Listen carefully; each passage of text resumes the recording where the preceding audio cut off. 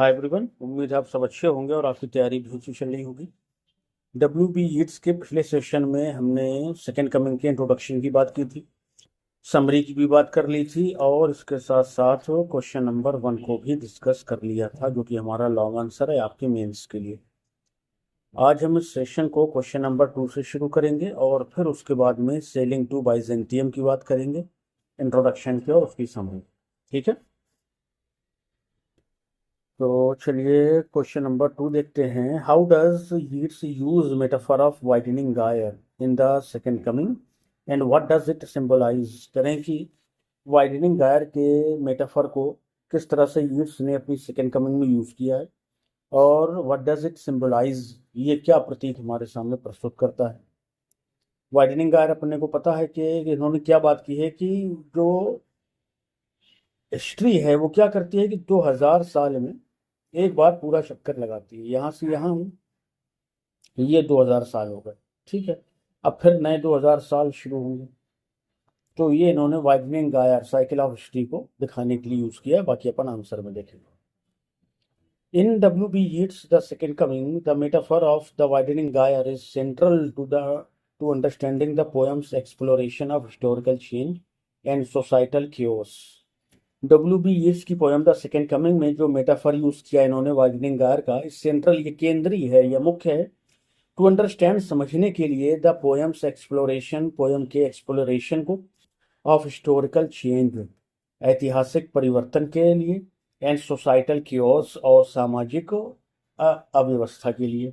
यानी जो ये अपनी सेकेंड कमिंग पोएम है जिसमें इन्होंने हिस्टोरिकल चेंज और सोसाइटल क्योस की बात करी है, इसको समझने के लिए वाइडनिंग गायर को समझना सबसे मुख्य बात है। द ओपनिंग लाइन, जो ओपनिंग लाइन है, turning and turning in the widening gyre symbolizes the cyclical nature of history.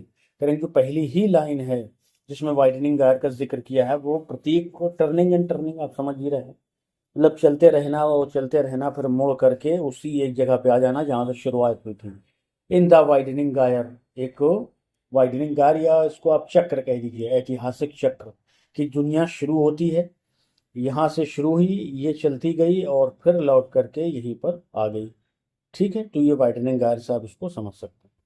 तो ये सिंबलाइज करता है, क्या सिंबलाइज करता है? साइक्लिकल नेचर ऑफ हिस्ट्री, इतिहास के वृत्तीय प्रवृत्ति को, यानी इतिहास जहाँ से शुरू होता है वहीं पर आकर के फिर से रुक जाता है। यानी जो घटनाएं होती हैं, समाज बदल जाता है और तमाम चीज़ें बदल जाती हैं, लेकिन जो घटनाक्रम होता है ना, वो बहुत हद तक एक दूसरे से मिलता है।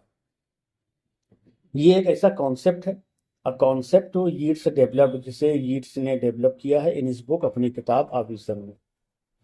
द गायर, जो द गायर है, रिप्रेजेंट्स स्पाइरल, एक स्पाइरल को रिप्रेजेंट करता है, सजेस्ट करते हुए दैट की सिविलाइजेशंस एक्सपैंड, सिविलाइजेशन से बढ़ती हैं, पीक अपनी ऊंचाइयों तक पहुंचती हैं, इनएविटेबली डिक्लाइन, और इनएविटेबली स्पष्ट रूप से डिक्लाइन, फिर उनका पतन हो जाता है। Reflecting a world moving further from order, और ये रिफ्लेक्ट करती हैं अ वर्ल्ड, एक दुनिया को, मूविंग फर्दर फ्रॉम ऑर्डर, जो कि बढ़ता जा रहा है व्यवस्था से आगे, व्यवस्था के परे जा रहा है।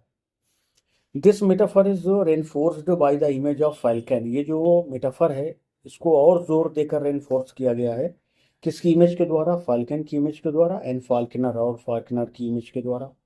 यानी कोई एक बाज है और उस बाज को पालने वाला, उसको अपने इशारों पर चलाने वाला फाल्कनर है।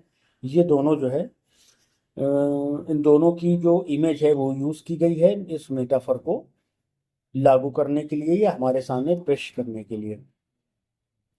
The Faulkner can not hear the Faulkner, the falcon spinning outward in the गायर। करेंगे तो ये देखिए लाइन है या उसी पोयम से है, the falcon can not hear the falconer, कि जो फैल्कन है ना वो फैल्कनर की आवाज़ सुने नहीं पा रहे, यानी जो लोग हैं वो अपने लीडर की आवाज़ नहीं सुन पा रहे हैं। जो समाज है, जो उसकी वैल्यूज़ हैं, उन वैल्यूज़ को समाज ने बिल्कुल इतना पीछे छोड़ दिया है कि अब उसकी तरफ देख भी नहीं पा रहे हैं। उसको ऐसा भी समझ लीजिए। द फैल्कन स्पाइनिंग, जो फैल्कन है वो स्पाइनिंग घूम रहा है आउटवर्ड, बाहर की तरफ, इन द गायर, उस चक्र में। लूजेस कॉन्टैक्ट, उसने कॉन्टैक्ट खो दिया है विथ इट्स मास्टर, अपने मालिक से, यानी लोगों ने अपने लीडर्स से, अपने बड़े बूढ़ों से रिश्ता तोड़ लिया है या उनसे बहुत दूर हो गए हैं। Symbolising disconnection from moral social and spiritual guidance, ये सिंबलाइज करता है डिस्कनेक्शन को, अलगाव को, नैतिक, सामाजिक और स्पिरिचुअल और आत्मिक को गाइडेंस, मार्गदर्शन से। तो करें कि ये जो बात है या ये जो प्रतीक है ये क्या हमारे सामने पेश करता है कि मनुष्य जो है वो नैतिकता से, समाज से और आत्मिक मार्गदर्शन से बहुत दूर जा चुका है। यीट्स क्या करते हैं, यूजेस दिस इमेज, इस इमेज का यूज करते हैं टू डेपिक्ट करने के लिए the collapse of traditional structures के कोलैप्स को दिखाने के लिए, and the emergence of chaos, और अव्यवस्था के इमरजेंस को दिखाने के लिए, उठ खड़े होने को दिखाने के लिए। हाईलाइटेड इन द लाइन्स, और ये बात इस लाइन में हाईलाइट की गई है कि थिंग्स फॉल अपार्ट, चीज़ें बिखर चुकी हैं। The centre can not hold, जो भी मुख्य बिंदु है यानी लोग बिखर चुके हैं, समाज टूट चुका है। इनको संभालने वाली जो वैल्यूज हैं, जो उनके बड़े लोग हैं, वो इनको संभाल नहीं पा रहे हैं। और mayor anarchy is लूज्ड upon the world, और इस दुनिया में सिर्फ और सिर्फ अव्यवस्था को आज़ाद छोड़ दिया गया है। उसी का राज चल रहा है, वही सब कुछ चारों तरफ फैला हुआ है। द वाइडनिंग गायर ऑल्सो रिफ्लेक्ट्स, जो वाइडनिंग गायर है ये रिफ्लेक्ट करता है यीट्स के परसेप्शन को of a historical turning point, historical turning point पे क्या पेश करता है देखते हैं।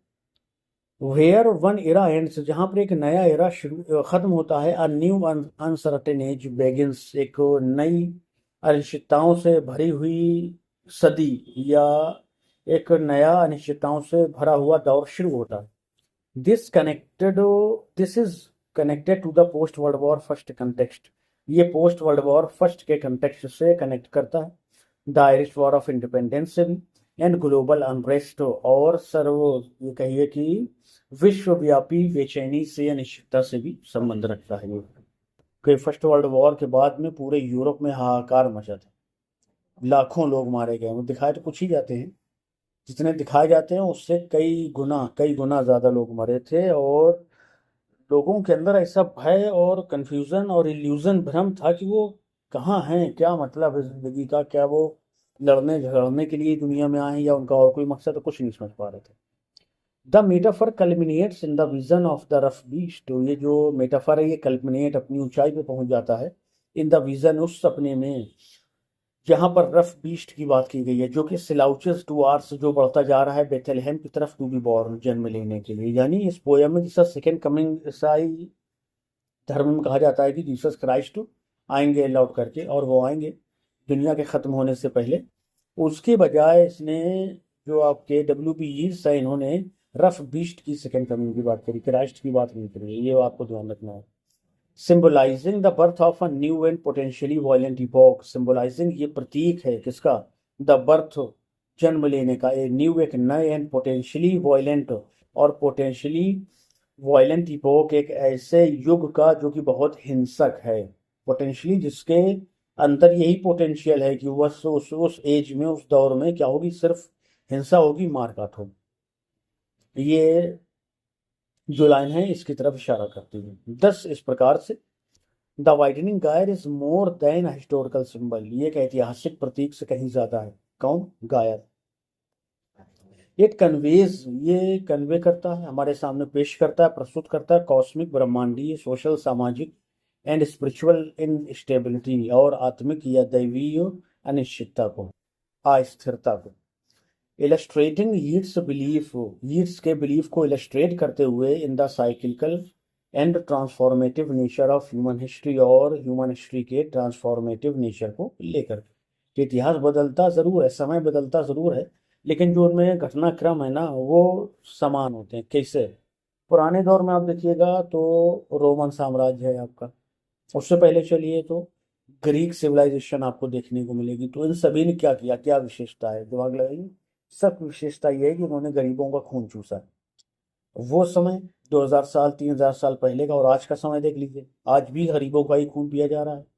कानून बनाए जाते हैं गरीबों के लिए, अमीरों का कोई बाल भीखा नहीं कर सकता। तो ये सारी चीज़ें, समाज में बुराइयां उस टाइम भी थी, इस टाइम भी है। थोड़ा सा बदल गया है कि वो लोग थिएटर में देखते थे, अब मोबाइल TV में देखते हैं। उस टाइम अरीना एक शब्द आपको बताएं। अरीना का मतलब होता है खेल का मैदान, जहाँ पर खूनी खेल चलता था रोम वगैरह में। और वो रोम के राजा कहते भी थे, बड़ा इंपॉर्टेंट वाक्य ही है कि लोगों को खाना मत दो, इनको सर्कस दिखाते रहो। ठीक। उस दौर के सर्कस ने आज के क्रिकेट और फुटबॉल की, उस दौर के सर्कस की जगह आज किसने ले ली है? फुटबॉल और क्रिकेट में। लोग दीवाने हुए पड़े हैं। घर में खाना नहीं है, हमारे पास नौकरी नहीं है, पैसा नहीं है, लेकिन क्रिकेट आ रहा है, आईपीएल देखेंगे। वही चीजें हैं, सिर्फ उनका कहिए कि थोड़ा सा उनका जो देखने का नजरिया है ना, और जो करने का ढंग है वो बदल गया है। बाकी चीजें सब वही हैं। तो यही चीज इन्होंने कही है कि transformative nature of human history जो है ना, उसको दिखाता है, जो साइक्लिकल है, जो घूम के अपनी जगह पर फिर से आ जाती है। आज भाई रोमन जो लोग किंग कहते थे ना कि लोगों को सर्कस दिखाओ, खाने से उनको नहीं मतलब, रोटी मत दो। आज वही हो रहा है। आप वो छोटे छोटे बच्चे से जो है आईपीएल टीम के खिलाड़ी के नाम पूछ लीजिए, है ना, मगर देश में दुनिया में क्या चल रहा है नहीं बता पाएंगे, बड़े लोग नहीं बता पाएंगे। थ्रू दिस मेटाफर, इस मेटाफर के द्वारा द पोएम, ये जो कविता है, captures the anxieties of a world, एक ऐसी दुनिया की एंजाइटीज को कैप्चर करती हैं, on the brink of profound change, जो बिल्कुल दहलीज पर है, किनारे पर है, प्रोफाउंड चेंज, बिल्कुल बदलाव के, making it a powerful modernist reflection on history and destiny. इससे बनाती है, ये क्या बनाती है? पावरफुल, एक शक्तिशाली मॉडर्निस्ट आधुनिक रिफ्लेक्शन, विचार ऑन हिस्ट्री, इतिहास पर, एंड डेस्टिनी, और किस पर? भाग्य पर। यहाँ रिफ्लेक्शन को आप प्ले के सेंस में भी ले सकते हैं कि ये जो प्ले है, या ये जो बात इन्होंने कही है, ये सारी मिल करके इस प्ले को एक आधुनिक, पावर, शक्तिशाली आधुनिक प्ले बनाती हैं, इतिहास और भाग्य को दिखाने वाला। तो इससे पहले कि हम क्वेश्चन नंबर 3 शुरू करें, सेलिंग टू बाइजेंटियम, उससे पहले अपन क्या करते हैं कि सेलिंग टू बाइजेंटियम की समरी देख लेते हैं। ठीक है भाई। और बाकी भी चीज़ें दी हैं, वो थोड़ा सा आप देख लीजिएगा। ये देखिए, यहाँ से शुरू है introduction, sailing to Byzantium introduction अपन देख लेते हैं, चलिए। Sailing to Byzantium is a poem by W B Yeats, published 1928 in the Tower. ठीक है, टावर में से पब्लिश किया गया था 1928 में। द पोएम, ये जो पोएम है, हैज़ 4 स्टेंजाज, इसमें 4 स्टेंजाज हैं, written in ottava rima, ottava rima में लिखे गए हैं। 8 लाइन्स आइम्बिक पेंटामीटर, ये आपको पता होना चाहिए कि ओटावा रीमा में 8 लाइन्स होती हैं जो आइम्बिक पेंटामीटर में लिखी होती हैं। ठीक है भाई। Yeats uses a journey to Byzantium, यानी कॉन्स्टेंटिनोपल। यीट्स जो हैं वो यूज करते हैं जर्नी टू बाइजेंटियम को, यानी कुस्तुनतुनिया के सफर को, as a metaphor for a spiritual quest, एक ऐसे मेटाफर के तौर पर जो कि स्पिरिचुअल क्वेस्ट को दिखाता है, दैवीय खोज को दिखाता है। He contrast the youthful physical world, वो यूथफुल और फिजिकल वर्ल्ड से कंट्रास्ट करते हैं with the eternal world of art and spirit, एक ऐसी शाश्वत दुनिया से जो कि कला की है और दैवीय लोक की है। The speaker feeling old and ignored, वो जो स्पीकर है पोएम का, उसको अब बड़ा कमजोरी, बुढ़ापा महसूस हो रहा है, इग्नोर्ड महसूस हो रहा है, लोग उसकी तरफ ध्यान ही नहीं देते हैं। सीक्स इमोर्टेलिटी थ्रू आर्ट, वो कला के द्वारा अमरता को प्राप्त करना चाहता है, उसे ढूंढना चाह रहा है। बाइजेंटियम रिप्रेजेंट्स, बाइजेंटियम जो है वो रिप्रेजेंट करता है अ प्लेस, एक ऐसी जगह, ऑफ स्पिरिचुअल प्योरिटी, आत्मिक शुद्धता की, पवित्रता की, एंड आर्टिस्टिक परफेक्शन, और आर्टिस्टिक परफेक्शन की, कि जहाँ पर हर चीज़ जा करके परिपूर्ण हो जाती है, कंप्लीट हो जाती है, परफेक्ट हो जाती है, और वहाँ पर जा करके आत्मा भी पवित्र हो जाती है। तो मुझे वहीं पर जाना है, वहीं पहुँचना है। द पोएम, ये जो कविता है, एक्सप्लोर करती है एजिंग, बुढ़ापे को, द सोल, आत्मा को, एंड द डिजायर, एक ऐसी इच्छा को, टू स्केप टाइम, कि समय से बच जाएं हम, through art and eternal beauty, कला और इटर्नल शाश्वत ब्यूटी, सुंदरता की वजह से, ये सुंदरता के द्वारा। बढ़िया पोएम है, पढ़िएगा इसको। कंटेक्स्ट आप देख लीजिएगा। अपन समरी में आ जाते हैं। In sailing to Byzantium the speaker leaves behind the land of youth, sailing to Byzantium में जो स्पीकर है वो लीव्स बिहाइंड, पीछे छोड़ जाता है, ए लैंड ऑफ यूथ, युवाओं की एक दुनिया को, एंड फिजिकल प्लेजर्स, और शारीरिक सुविधाओं, या ये कहिए कि भोग विलास को पीछे छोड़ देता है, कॉलिंग इट, और उसे क्या कहता है? No country for old men, बूढ़ों के लिए कोई जगह नहीं है दुनिया में, कोई देश नहीं है दुनिया में, क्योंकि जो बूढ़े वो लोग हो जाते हैं उनको लोग इग्नोर कर देते हैं, उनको धुतकारते हैं, उनको अपने पास भी नहीं आने देते हैं। In that country young lovers enjoy life, इस देश में यंग लवर्स जो इस कंट्री या दुनिया कह दीजिए, इस दुनिया में जो यंग लवर्स है ना, एंजॉय लाइफ, वही जिंदगी को एंजॉय कर रहे हैं। बर्ड्स सिंग, चिड़ियाँ गा रही हैं। एंड फिश मूव फ्रीली, और जो मछलियां हैं वो मूव फ्रीली, यहाँ वहाँ आज़ाद होकर के घूम रही हैं इन द वाटर्स, कहाँ, पानी में, समंदर में। The world is full of sensual music, ये जो दुनिया है ना सेंसुअल म्यूजिक से भरी हुई है। Which makes young people ignore, जो यंग लोग पीपल को, यंग लोगों को इग्नोर रखती है द ओल्ड, बूढ़ों से। हु आर डिस्क्राइब्ड, जिन्हें डिस्क्राइब किया गया है। मोनूमेंट्स ऑफ अनएजिंग इंटेलेक्ट, मोनूमेंट्स ऐसे मोनूमेंट या ऐसे मठ जो अनएजिंग इंटेलेक्ट के हैं, यानी अन एजिंग मतलब जिनकी उम्र बढ़ती जा रही है, अन एजिंग का क्या मतलब है कि जिनकी एज जो है वो नहीं बढ़ रही है। द स्पीकर सेज, स्पीकर कहता है कि an old man is useless thing, जो कोई बूढ़ा हो गया ना तो वो बेकार है। Like a tattered coat on a stick, वो वैसा ही है कि जैसे कोई एक टेटर्ड फटा हुआ कोट किसी स्टिक में टिका हुआ है, टंगा हुआ है। Unless his soul can sing and stay alive spiritually, जब तक कि वो स्वयं अपनी आत्मा को क्या करे, अपनी आत्मा के अंदर घुल मिल ना जाए, उसको मंत्र मुग्ध ना कर ले, एंड स्टे अलाइव, और खुद स्वयं ही जीवित रहे स्पिरिचुअली, आत्मिक तौर पर। मतलब दुनिया के सहारे से वो नहीं जी सकता, ये मतलब है। टू अचीव दिस, इसे प्राप्त करने के लिए द सोल, आत्मा को, मस्ट लर्न, सीखना होगा। From monuments of its own magnificence, अपने खुद के शानदार मोनूमेंट्स के द्वारा। दैट्स वाई, इसीलिए द स्पीकर है सेल टू बाइजेंटियम, जो स्पीकर है वो बाइजेंटियम जा रहा है।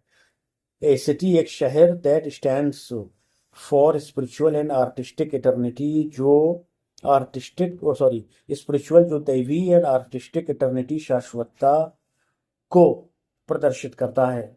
या वहां पर आप जब पहुंचेंगे तो आपको फिर मृत्यु और बुढ़ापे नाम की कोई चीज नहीं मिलेगी, आप एक ऐसे मंत्र मुग्ध माहौल में होंगे कि जहां पर आपको किसी तरह की कोई परेशानी, कोई कंफ्यूजन, भ्रम नहीं रहेगा। ही स्पीक्स, वो बात करते हैं, टू द सेजेस, किनसे, सेजेस से। In the golden mosaic of Byzantium, Byzantium के गोल्डन मोसैक के। और क्या कहते हैं, आस्किंग देम, उनसे कहते हैं, टू गाइड हिज सोल, की उनकी आत्मा को वो गाइड करें। सेज समझ पा रहे हैं ना, सेंट अपन कहते हैं उनको, साधु या संत, उनसे कह रहे हैं कि उसकी आत्मा को मार्गदर्शित करें। बिकम इट्स सिंगिंग मास्टर्स, और वो उसके लिए सिंगिंग मास्टर्स बन जाए। ही वॉन्ट्स देम, वो उन्हें चाहता है, to burn away his physical heart, कि वो उसके इस फिजिकल हार्ट को, दुनियावी या सांसारिक दिल को जला दें। Which is full of desires, जो इच्छाओं से भरा है। And is tied to dying body, और जो इस मरने वाले शरीर से बंधा हुआ है। The speaker wants to be reborn, जो स्पीकर है वो दोबारा जन्म लेना चाहता है, इन टू इटरनल आर्ट, एक शाश्वत कला में। Something beyond the natural world, जो इस प्राकृतिक दुनिया से कहीं ऊपर है। जबरदस्त सोच है भाई तुम्हारी। ही सेज, वो कहता है, दैट की once he leaves nature behind, एक बार वो प्रकृति को या दुनिया को पीछे छोड़ देगा ना, he will not take human form again, वो मनुष्य के रूप को दोबारा धारण नहीं करेगा। इंस्टेड, इसके बजाय, ही विशेज, वो चाहता है, to become a golden singing bird, वो एक गोल्डन सिंगिंग बर्ड बन जाए। Created by Grecian goldsmiths, जिसे ग्रेशियन गोल्ड स्मिथ्स ने अपने हाथों से बनाया हो। टू सिंग, गाने के लिए, फॉर एवर, हमेशा के लिए, फॉर एम्प्रर्स, शासकों के लिए, लॉर्ड्स के लिए, एंड लेडीज, और लेडीज के लिए। एक ऐसी चिड़िया बनना चाहते हैं। This bird will sing about, ये जो चिड़िया है ये गाएगी, अबाउट द पास्ट, भूतकाल के बारे में, द प्रेजेंट, वर्तमान के बारे में, और भविष्य के बारे में। Living in the eternal beauty, और वो जीवित रहेगी शाश्वत सुंदरता के साथ। And order of Byzantium, far from the decay, और इस ऑर्डर ऑफ बाइजेंटियम में वो जिंदा रहेगी। फार फ्रॉम, कहीं दूर, the decay of physical world, इस प्राकृतिक दुनिया की बर्बादी से, कह रहे प्राकृतिक दुनिया की बर्बादी से वो चाहता है कि वो बहुत दूर रहे, एक ऐसी गोल्डन चिड़िया बन जाए जो राजाओं के लिए, लॉर्ड्स के लिए, लेडीज के लिए गाए, प्रेजेंट, फ्यूचर और पास्ट के लिए गाए।